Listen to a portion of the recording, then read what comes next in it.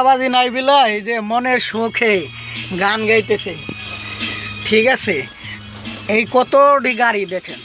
ঠিক আছে, এই যে আমি আমার গাড়িতে বসে রয়েছি, কিন্তু কোনো চাঁদাবাজি নাই, সমঝোতাও লাগে না এই দেশে। তো কত সুন্দর সিস্টেম। এখন কথার মধ্যে কথা হচ্ছে গিয়া যে আসলে দেশ কিভাবে ভালো করা যাবে। এখন আমাদের প্রধানমন্ত্রী যে সে কিন্তু বাইরে ছিল, ঠিক আছে, লন্ডনে ছিল, লন্ডনের সংস্কৃতি দেখে আসছে, কোথাও কোনো চাঁদাবাজি নাই, সন্ত্রাসী কার্যক্রম নাই।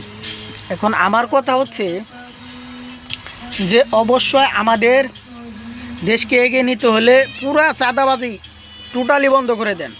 গাড়ি চালায় তাদের ইন্স্যুরেন্স আছে, ড্রাইভিং লাইসেন্স আছে, সরকার দেখবে। সরকারে দরকারও একটা রুট তৈরি করবেন 50-100 বছরের জন্য, সেগুলা দরকার হয় গাড়িওয়ালারা টুস দিবে সরকারকে দিবে, কিন্তু কোনো চাঁদাবাজিকে না, কোনো গোষ্ঠীকে না।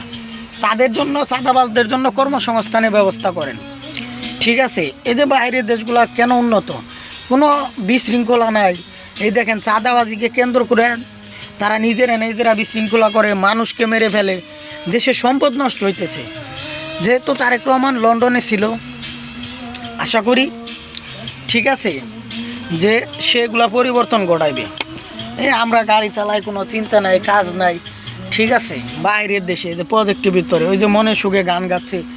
ঠিক আছে, তো এখন কথা হচ্ছে দেশকে এগিয়ে নিতে হলে সরকারের এই যে লন্ডনে ছিল অনেক কিছু দেখছে, যেহেতু আমিও 7 বছর এই যে বাইরে, আমরা তো দেখি যে কত সুন্দর সিস্টেমে দেশগুলো চলে।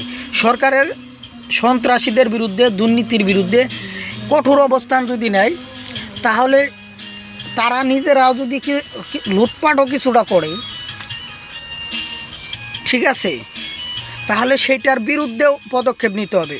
কিছু বা বড় ছোট সব ক্ষেত্রেই যদি সুশাসন থাকে, তাহলে দেশে এগিয়ে নেওয়া তারেক রহমানের জন্য সুবিধাজনক অবস্থা হবে। ঠিক আছে, অন্যথায় আসলে আগানো সম্ভব না।